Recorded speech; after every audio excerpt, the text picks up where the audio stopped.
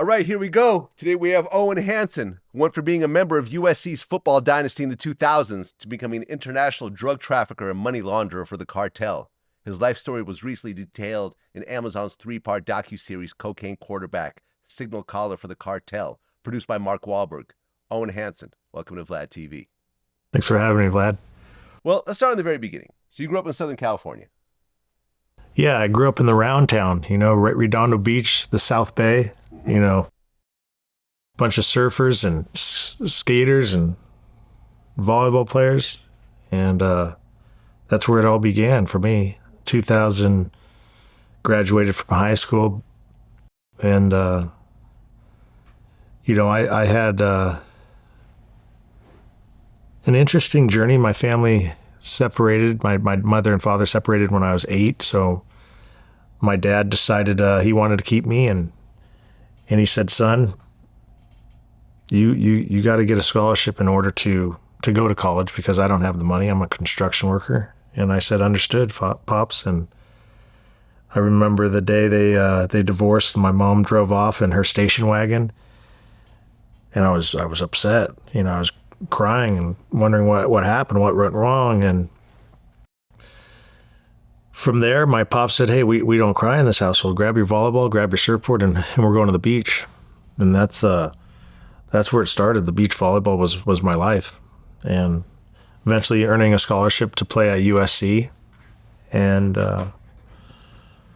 that was my childhood in a nutshell until I got to college.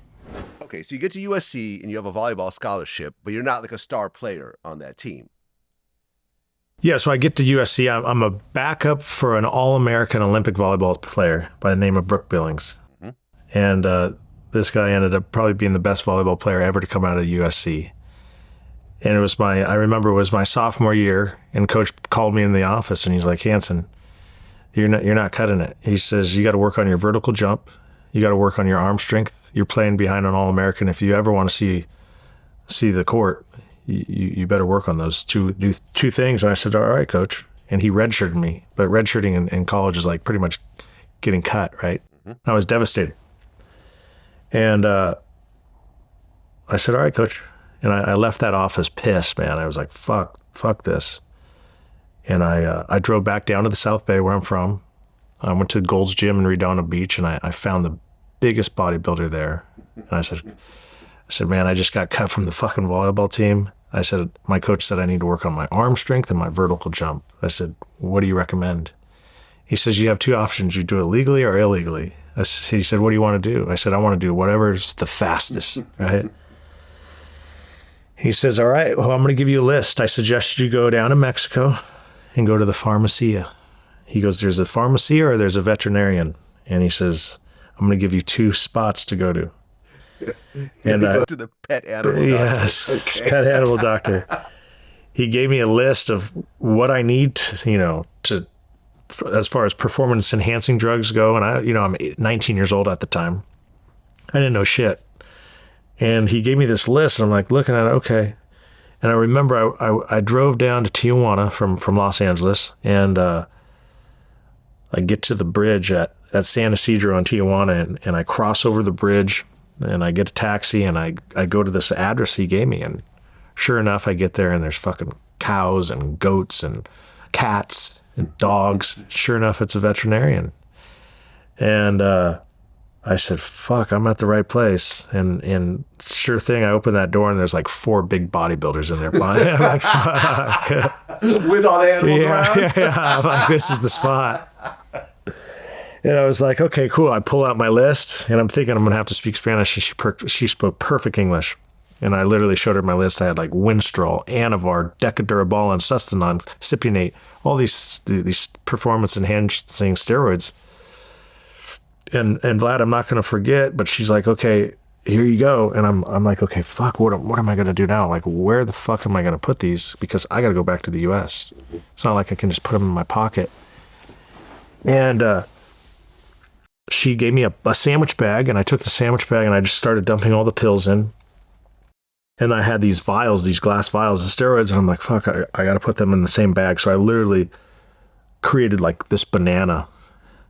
And I was like just forming it in this plastic bag, and I'm putting rubber bands around it, and there's like a little medical tape. I said, can I borrow the medical tape? And I'm literally wrapping it up. And I said, I got to go to the bathroom. And I'll never forget, I had these USC compressor shorts from men's volleyball because we used to wear them under our shorts. And when we played volleyball, and I go in the bathroom and I literally create this banana, and I drop my compressor shorts and I put it in the crack. Not the hole, Vlad, the crack. And I literally keister this thing, and I pull on my compressor shorts, and I'm like, fuck yeah, let's go. And I get maybe 2 hours later, I finally get through the customs line, and I'm with my buddy who spoke a little Spanish, and I just had him just in case. And he's like, man, are you all right? He's like, you're sweating. I'm like, fuck, I'm nervous, right? I'm 19 years old, and I've got $500 worth of steroids strapped to my balls, right? And I was like, man, he goes, dude, you gonna be okay? I'm like, yeah, I'm gonna be fine. And we get to the customs agent, and he says, he looks at my passport. He says, Mr. Hanson, are you bringing anything back? And you got to remember, I came from a strict family. My father would kill me if I ever lied. And for the first time in my life, I lied. I said, no, officer, I'm not bringing anything back. And he gave me the nod, like, okay, welcome back to America. And Vlad, I'll tell you what, I still got goosebumps now. Every time I tell this story, I get goosebumps because I crossed that border with illegal substances strapped to me. And I chased that rush for the rest of my life because I kept going and trying to eventually becoming one of the biggest drug smugglers for the cartel, transferring tons of cocaine throughout international waters and land by plane, by boat, by human. And I literally just chased that rush from that 19-year-old kid that day. Okay, so let's talk about what happens next. So you get back to the U.S., and now you start taking these steroids. So now you're getting bigger? Bigger. You get back on the team again? I say fuck volleyball. I'll tell you why I say fuck volleyball.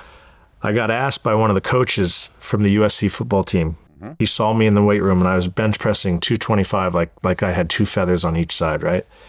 And he's like, hey, Hanson, what happened? You're not playing volleyball anymore? I said, no, they redshirted me. He says, Hanson, you're built like a tight end. He said, why don't you try out for the USC football team? I said, man, Coach Char, I've never played football in my life. My dad said it was too rough of a sport, too dangerous. He's like, Hanson, he said, you got to try out. You have nothing to lose. And I thought to myself, you know what? He's right. I got nothing to lose. I've already been redshirted on the volleyball team. Why not? What do I got? I'm an athlete. Were you about to lose your scholarship? No, I wasn't going to lose my scholarship. On a red shirt, you're still technically on the team. You're technically on the team, yeah. Got it. So I went with it, and I showed up to practice, and I showed up in my volleyball shoes, and everyone's got cleats on. I'm like, fuck, I fucked this one off. There's like 50 walk-ons, all Americans from high school that, wanted to walk on, guys from junior colleges that transferred that want to walk on, and here I am, this volleyball player that's juiced out of my mind. And we, they throw us a couple balls. I think I caught 3 out of 5, and eventually they do the vertical jump, and I jump 36 inches, and then we do a little cone drill where I've been doing cones my whole life. It's easy for me, and then the 40-yard dash comes, and I think I'm about the second to last guy to do it out of like 50 guys, and Pete Carroll's there and Norm Chow, and they got their stopwatches out. And I run a 4.640, and I remember Coach Carroll says, "Hey, send them back. Something's wrong here." They thought maybe the stopwatch was slow or something. So I get back in the same stance, my runner stance, and boom, I take off another 4.640. And now I got all these coaches looking at me. They're like, "Holy shit, who's this guy?" Then the last drill is, we go to the weight room where we have to bench press 225, and that's a common wait for the combine, the NFL combine. So I'm like the last guy they wait, and I'm down there, Vlad, with 2 plates on each side, and no one knows I'm on these performance enhancing drugs, and I'm just bouncing this thing off my chest. 21, 22, 23, 24, 25, 26, and I rack it. And now I got the whole coaching staff like, who is this fucking kid? And they're all talking about me as this volleyball player. And a week goes by. I'm thinking, I'm not even thinking about making a team. I just was happy I got to try out. and one of the coaches, another coach, strength and conditioning coach, comes up to me. He says, Hanson, did you see the list? I'm like, what do you mean, what list? He says, there's a list on Coach Carroll's door. You should check it out. So I remember I ran up Heritage Hall, and I get up the stairs, and all the guys that were at tryouts are coming down the stairs, and I run up, and there's one name on this list, and it says Owen Hanson, USC football. And I remember I was like, fuck, I just made the USC football team. It was such a surreal feeling. My father and my mother have been SC fans watching USC football since I was in diapers. Well, yeah, I mean, during the 2000s, USC had superstars. Reggie Bush, Heisman winner. Matt Leinart, Heisman winner. Carson Palmer, Heisman winner. Troy Polamalu, Hall of Fame. Which of these guys did you actually play with? So Matt Leinart was my quarterback. Reggie Bush was my running back. I played behind. Matt Castle was on the team. Troy Polamalu was just graduated. Carson Palmer just graduated. But like you said, it was a dynasty. Yeah, back-to-back national championships. During Pete Carroll's 9 seasons over there at USC, 50 players got into the NFL. Yeah, it's crazy.